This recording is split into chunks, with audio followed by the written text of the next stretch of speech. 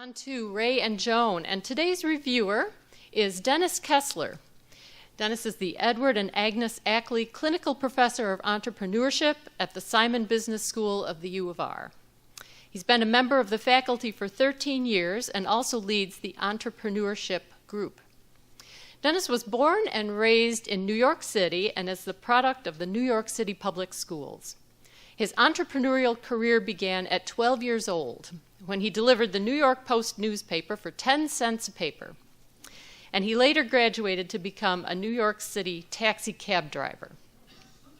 Dennis received his law degree from Yale and then moved to Rochester in 1977 to join his brother, who started the Burger King franchise in 1975.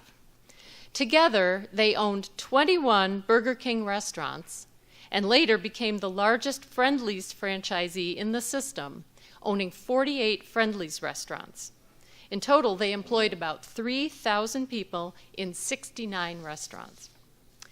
During that time, he returned to law school, this time Northwestern University, to earn an LLM degree with honors. Dennis and his brother sold the business in 2014, retaining their real estate interests, and Dennis returned to Northwestern Law School again to earn a Doctor of Juridical Science degree. And in fact, he just graduated last week. So, congratulations. His dissertation studied the franchising business and its relationship to the antitrust laws. His civic activities include president of the Rochester Police Foundation, vice president of the Monroe County Police Foundation, and member of the board of directors of Excellus Blue Cross Blue Shield. He also sits on a number of not-for-profit boards in this community. He's married to Andrea Miller. He has 2 children and 3 grandsons. His interests include motorcycling, foreign languages, and his recently discovered family in Istanbul, Turkey. Please join me in welcoming Dennis Kessler today.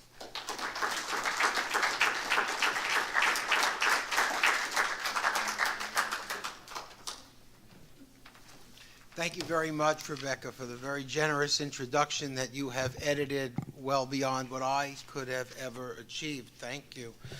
It's great to be back. I had the privilege of doing a book review, I'd say about 5 years ago. For the book was also a terrific book. It was about the Mondavi wine family.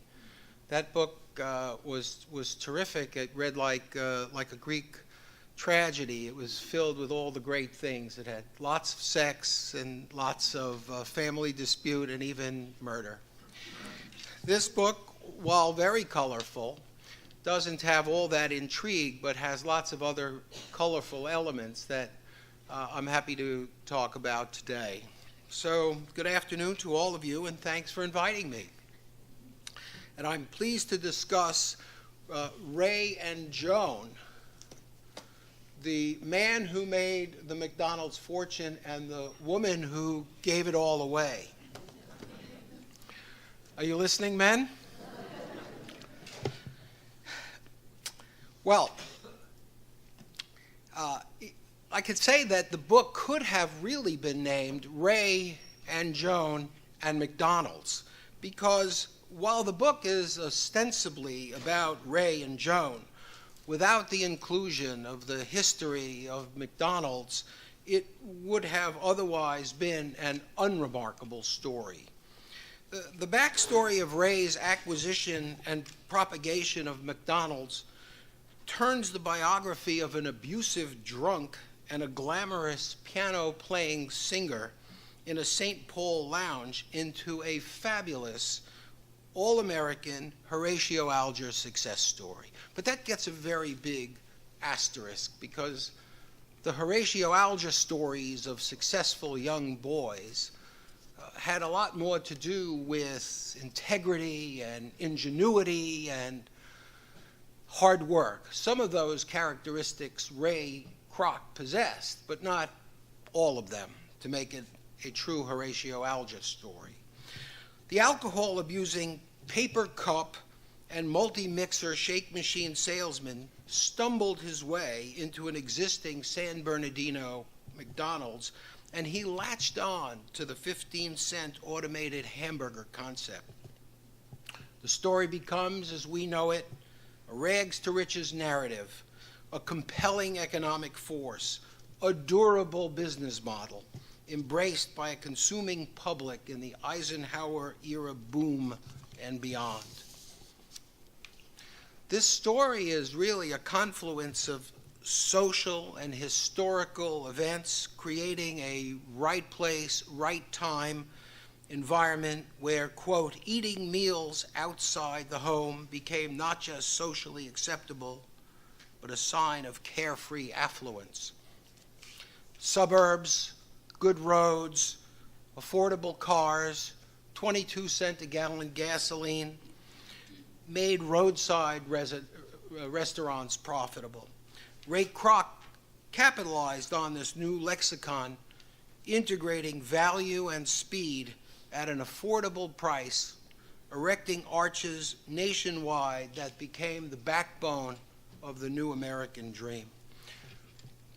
Make no mistake about it, Ray has gotten enormous publicity, and deservedly so. But Ray was no entrepreneurial genius. He simply wasn't. In fact, Ray was a pirate. Ray was a bore. Ray was a bristly human being to boot. God bless my mother would be hitting me now saying, never speak ill of the dead. But that's the character I'm speaking about today. Ray was, however, truly motivated and hungry. He often quoted former President Calvin Coolidge, without attribution, of course. Quote, nothing in this world can take the place of persistence. Talent will not, genius will not, education will not. Persistence and determination alone are omnipotent. He said that so frequently, people thought it was his. But Ray indeed was determined. As many serious entrepreneurs have likewise experienced, he struggled to meet bank loan deadlines, mortgaged his home more than once, had to borrow to make payroll. Such is the life of the ambitious entrepreneur. He gets enormous credit from me for that. Having been and continuing to be an entrepreneur, that's pretty much the life without the bankroll to finance your enterprise. But Ray was smart enough to rely upon others to make the business the grand success that it became. If you don't already know, Ray did not invent the McDonald's concept. The McDonald's brothers did. Ray was enamored with the name McDonald's. He thought of imitating this business on his own, but what would he call it? Crocs? How does that sound?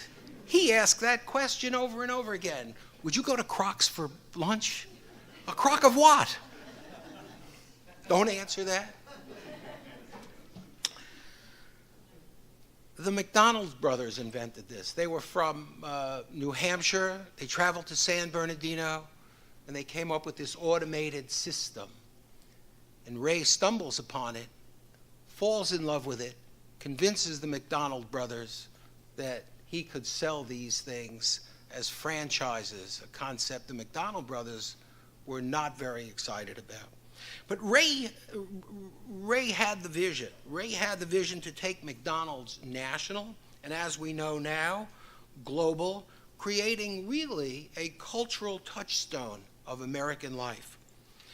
The real business attributes of McDonald's can be found not only in its enterprise as a restaurant concept, but in the underlying real estate.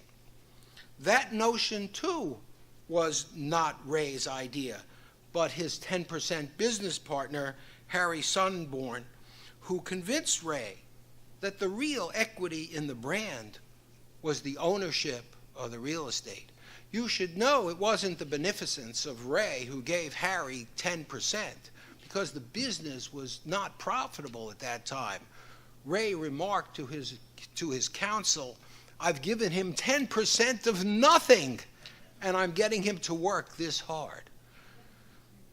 That was the mindset of Ray. But I think Harry, the financial genius who got almost no recognition, was the financial architect of the company. You may know today that McDonald's is the worldwide owner of over 15,000 pieces of real estate. Harry also persuaded Ray to take the company public. Ray resisted fervently, but in the end, he agreed to do so. Taking the company public created instant riches for Ray and for Harry as well, but of course for Harry to a much lesser extent. Harry, while only a footnote in the legacy of this colossal institution, truly deserves significant recognition as the financial architect of the contemporary global food dynasty. And I've taken it upon myself to mention this, that Harry deserves a lot of credit, and I'm sure there's no one here who knows about Harry. So it's a personal thing. But how Ray acquired McDonald's from the McDonald's brothers, from my point of view as a business professor, is really the story worth reading. Kudos to the author, Lisa Napoli, who does a masterful job of telling not only the Ray and Joan story, but also the equally compelling parallel story of the emergence and spectacular growth of the McDonald's empire. The Ray and Joan portion are the sizzle in the burger, if you will, and the convergence of the three elements, Ray, Joan, McDonald's, makes reading this a very, very enjoyable text. And the elegant warp and weft that it offers weaving this story together. She does a very, very fine job of doing that. You might imagine that Ray was also not a beacon of or for social change. You probably realize that at this point. His personality was prone toward authoritarian, and he possessed unpleasant prejudices against most folks who were different than he was. He refused to hire females. He felt that they were a distraction. He felt that the young men who worked there would be distracted, and so he did not allow women to work in the restaurants. The exception were the franchisees whose wives were able to do so, provided they worked in a bookkeeping capacity in the office. So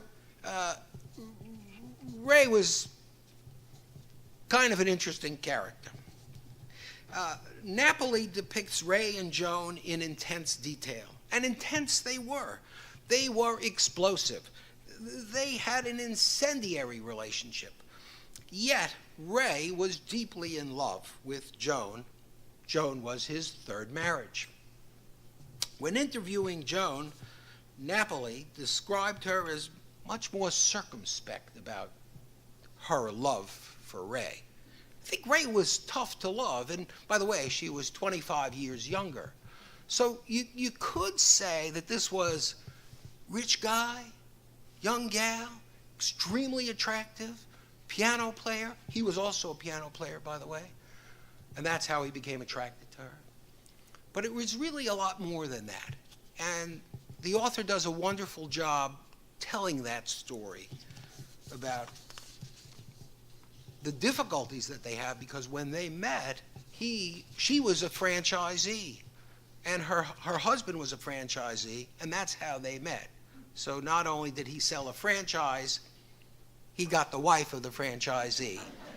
Could have been the original buy one, get one free. I don't know. So, that comes usually with a big price tag today. So Napoli depicts Ray and Joan in this intense detail, and it's really a very compelling story. Like Ray, once he had arrived, he liked to delegate. He didn't like to do any of the dirty work, but he liked to delegate. And while on a cruise with franchisees, he had his attorney inform his wife that he wanted a divorce, and he said, make sure you tell her while she was on the cruise ship. that not only do I want a divorce, I want a divorce from you so I could marry Joan. I dare not give away too much of the story because a good reviewer needs to be cautious about that, about revealing more detail than is necessary. But I'm here to tell you that there is a lot of detail in this book to keep the reader interested. Well, so what about Joan? I mean, after all, Joan gets pretty much top billing in the book. But pardon my indulgence for fawning over the McDonald's business. As a fierce competitor for many years, I've admired its business model, if not its food. I guess I had to say that, right? I'm from the other side. Burger King flame broils. You could have it your way. All right. Yes, I still get royalties. Joan, on the other hand, was a character herself. She, too, had been raised with little. She was hardworking, and she needed a mission while Ray was busy being Ray. After Ray's passing, she immersed herself in charitable works and found a laudable cause in alcohol addiction that afflicted Ray. She went public with it in an age when it was unspeakable to do so. And soon afterward, Betty Ford announced the foundation of her clinic. And so, in that sense, we find that there's some very compelling, likable parts about Joan. Joan became a philanthropic force of immense proportion. She found a virtuous purpose in her work, and author Napoli brought Joan to life mostly toward the end of the book. But more depth could have been forthcoming. Her remarkable generosity and eccentricities were worthy of greater reflection and analysis. Napoli, the author, is to be credited as a fine storyteller, skillfully portraying big living, big love, big business about an extraordinary couple. Napoli's style is easy to consume and is well written as it is also well researched. She is due ample credit. While Ray could never emerge into a sympathetic character, Joan clearly manages to do so with gifts of kindness and overwhelming humanity, despite sporting a 20-plus carat diamond ring and a bevy of private jets to ferry her dog when the dog needed veterinary care. That's an extravagance. Joan was a study in extremes that were unpredictable. Her largesse founded many worthy beneficiaries, all good, all unpredictable, a surprise of magnificent proportion to all the recipients. All I could say is, what a way to go. Thank you very much. That's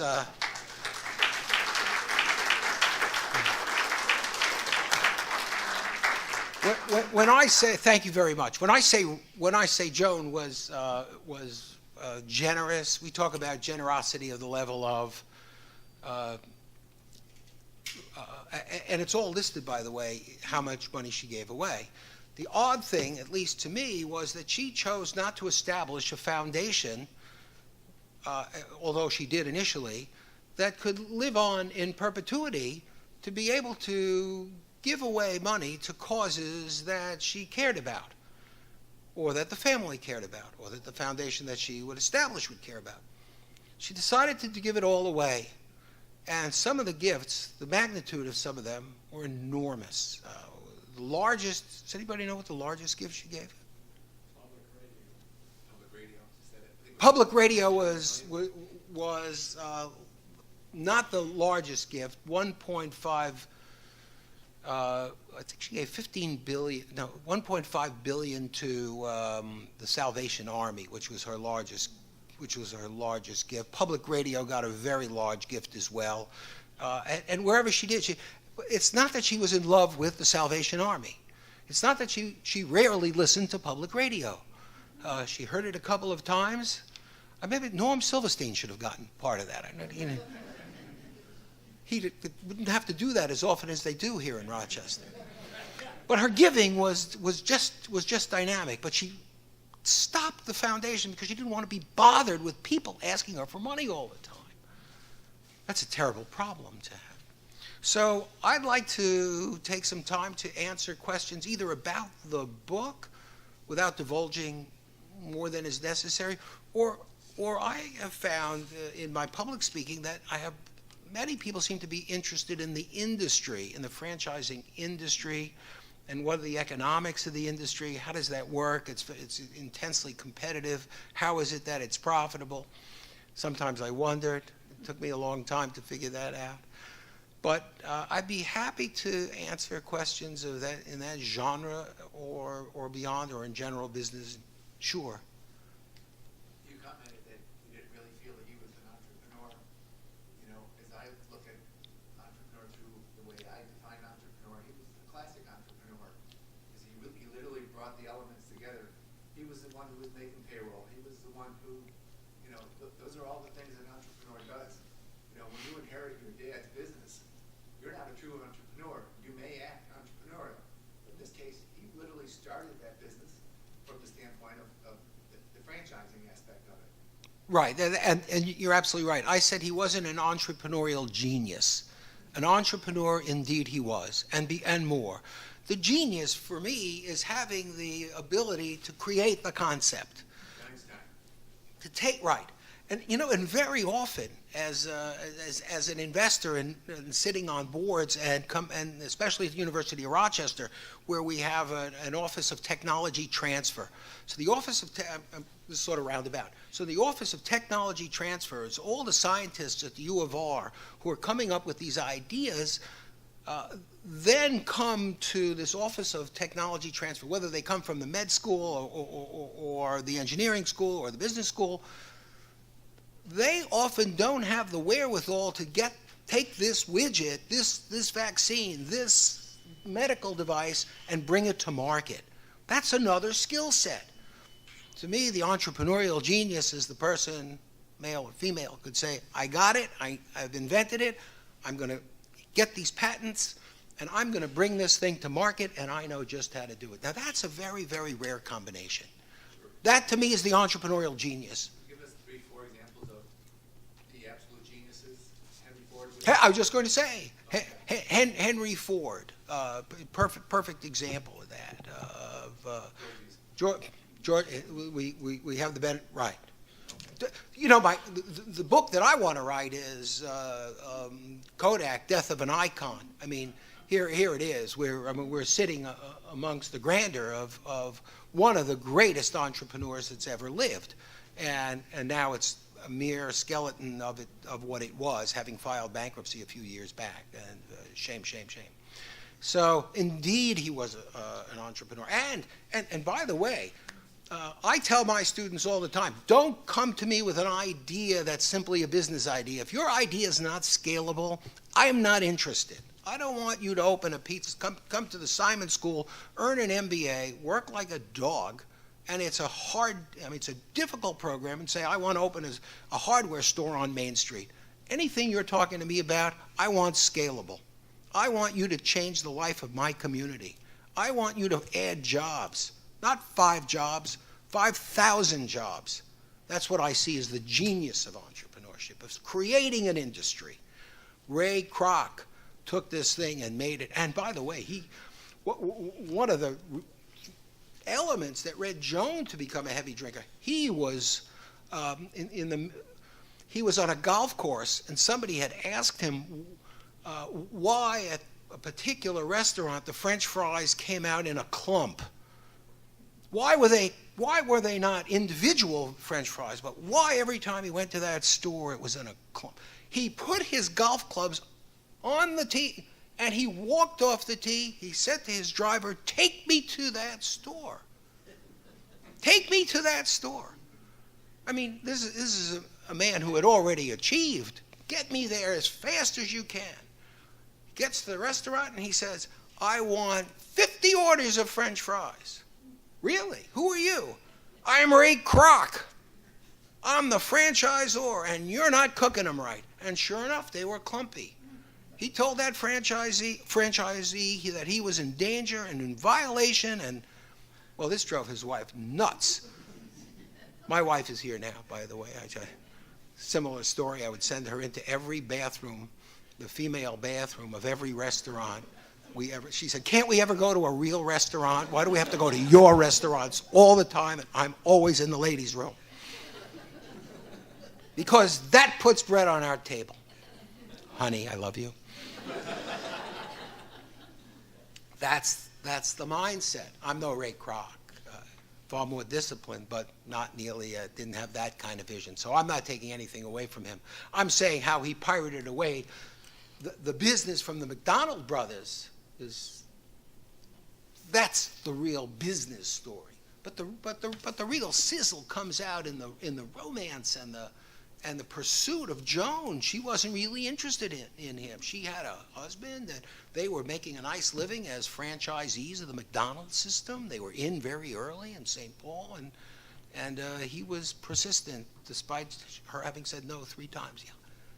So earlier you commented about being a Burger King owner, that you studied McDonald's and wondered why these differences are, that McDonald's has been so dramatically more successful than many of the other franchises. What do you think, from your perspective, really differentiates McDonald's from Burger King or from the Wendy's?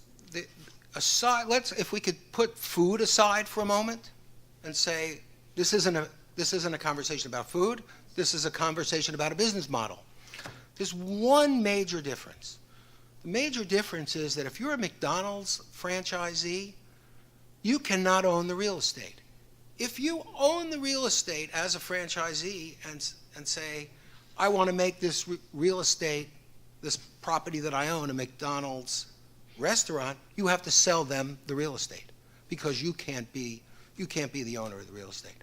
So that's an enormous difference. And you say, well, what's the difference? Here's the difference. If, as the Burger King franchisee, one of the elements of that now enabled my brother and I to enter to the real estate business. But as a McDonald's franchisee, you cannot do that. So what's the difference? The big difference is that if you are a poor operator, meaning you're not paying attention to the business, quality, service, cleanliness, the hallmarks of the industry, if they're not being attended to, as a McDonald's franchisee, McDonald's cancels your lease. They give you short-term lease. And that means that's it, you're done. If I own the real estate as a Burger King franchisee, which I did, if I was a poor operator, and there's no reason to be a poor operator, but some people are not good at it. Some people don't know how, despite the training. Some people are not, they delegate to others and don't follow up. And so in the case of Burger King, you would be written up once, twice, 3 times. They'd threaten you 20 times. In the end, they could take me to court, which is what they'd have to do to get me out. And I would say, I run a good show. And they'd say, you don't. And these are the reasons you don't. And we'd have litigation. McDonald's, much smarter business model for the company, not for the franchisee. So in the end of the day, I feel that we made the right decision, which was the Burger King decision for us. So that's the answer. I'll see if there's another question out there. Anybody? Yes, in the back? Go back to the food. What was the difference in the Kroc approach from previous hamburger chains like White Castle and McDonald's around before McDonald's? McDonald's made a very, very strong, have a strong commitment from its franchisees to limited tolerance within what the acceptable what the manual specified. That was it. I mean, there was no deviation. Any deviation, you risked losing your franchise. There were some franchisees at the early days who put in jukeboxes. They were immediately thrown out. They added corn on the cob. They were thrown out. They added ribs. They were thrown out of the system. This is franchise system or systems that and I almost had this same experience. I'm from New York City. Nobody in New York City puts mustard on a hamburger. I moved to Rochester, New York. And the first restaurant we opened up was restaurant 1554 in Irondequoit, on the corner of Ridge and Hudson. Still there, still a wonderful restaurant. So I'm talking to my brother, and I said, we can't put mustard on a hamburger. They taste terrible. It's just terrible. Well, one day the Burger King franchise title is, they change from month to month. Called him a franchise advisory consultant. That's what it was. It said, hey, Kessler, you're not putting mustard on the burgers. The burgers get 1/9 of an ounce of mustard. By the way, if you want to, I'm a graduate of Whopper College. I may have gone to Yale Law School, but I'm a graduate of Whopper College. So there's 1/9 of an ounce of mustard. Well, you're not putting mustard on it. And I said to the fellow, his name was Mike, I said, hey, Mike, hey, don't they taste crappy with mustard on them? It's just good with the pickles and the ketchup. And he said, listen, I think you're going to have to take the sign down that says Burger King and call it Dennis's Burgers. See how well you do. I kind of got the message. The answer was Ray Kroc's fastidious nature and seeing to it that there were no deviations, there were no jukeboxes, there were no chewing gum, there were no smoking cigarettes, there were no piercings in your ears, there were no, I'm going back to the 1960s. There were no tattoos. That's what created this, what I called an American cultural touchstone. And that was what bred that success. Actually, Burger King started 2 years before, but they didn't have, and then we were owned, shortly then owned by Pillsbury, and went through a succession of different companies. McDonald's never changed that. They were always just McDonald's. Another question? You mentioned on the franchisee how he got people out. My understanding was more that the wealth is made by owning multiple franchises, and if you weren't following the rules, you didn't get franchise number 2 or 3 or 4, as opposed to throwing you out. Oh, no, you're absolutely right. The first penalty was you're done, you're not getting any more franchises until you clean up your house and whatnot. You're absolutely right. That was always that Carrot that you were chasing. and everybody wanted it. Everybody wanted it. That's not to say that you cannot make a good living owning one restaurant. The average McDonald's does about $2.5 million a year. It brings down 10 to 12%. Do the quick math. Many people could what happens is when you start owning 5 of them, well, you need a district manager. When you own 10 of them, you need 2 district managers and a marketing person. When you own 15 of them, you get the point? You build an infrastructure that absorbs a fair amount of money, but that's just the nature of expanding the business. I know many people who are single unit operators. They are very content. Maybe they own 2, and they're very content. Not everybody has this enormous appetite. So. Dennis, great talk. Thank you for doing this today. If you read the Wall Street Journal or the business section of the Times, pretty much every week there's an article about McDonald's struggling to keep their market share in the face of changing tastes on the part of the buying public. Chipotle, Shake Shack, the Five Guys thing, and so on. Do you see this as a real threat to the hamburger fast food? It's a wonderful question. It's something we used to think about all the time. The end of that story is that, let me say this, at the end of the day, everybody's got to eat. At the end of the day, we have great locations. I don't care what it is that we're going to sell. We're going to feed people what they want to eat. And so that's really what the answer is. You know, I struggled as I probably shouldn't say this, but in those days I was a vegetarian for many years. I convinced Burger King, and it was not easy, I convinced Burger King to sell vegetarian burgers. And today, because what I felt was a change in attitude, that there was a change emerging in the 90s, that people really did want to buy water. I went to Burger King and convinced them that they should be selling water in 1992, and they said, no, nobody will pay for water. 1992. That's one of the most frustrating things about being a franchisee, is that it's not Dennis's or Larry's burgers. And you've got to go with what it is they tell you. So when Kessler feels that gee, my kids only drink water at home. I never bought soda pop at home. I bought water. They learned to drink water. And so I drink water. But I couldn't convince them. It wasn't until years and years later when. So you struggle with that. Changing tastes, yeah, we've got to change with the times. We've tried salad. It was not a big hit. People really still have a hankering for burgers. Our sales have not declined. And part of it is, one of the big challenges is menu proliferation. Trying to sell everything to everybody. It doesn't work because it slows down speed of service. Did that answer that question? Yeah. Small detailed question. Does the book mention anything about the Kroc's relationship with, particularly benevolence with Notre Dame? Minimally. Yes. Should I tell you afterward? Okay, I'll pass. Minimally, yes. What about their relationship with the employees?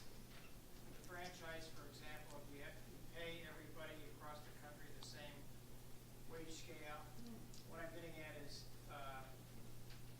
do they have any feeling about raising the minimum wage, for example? What's their... That's very good. That's a real hot button for our industry. In fact,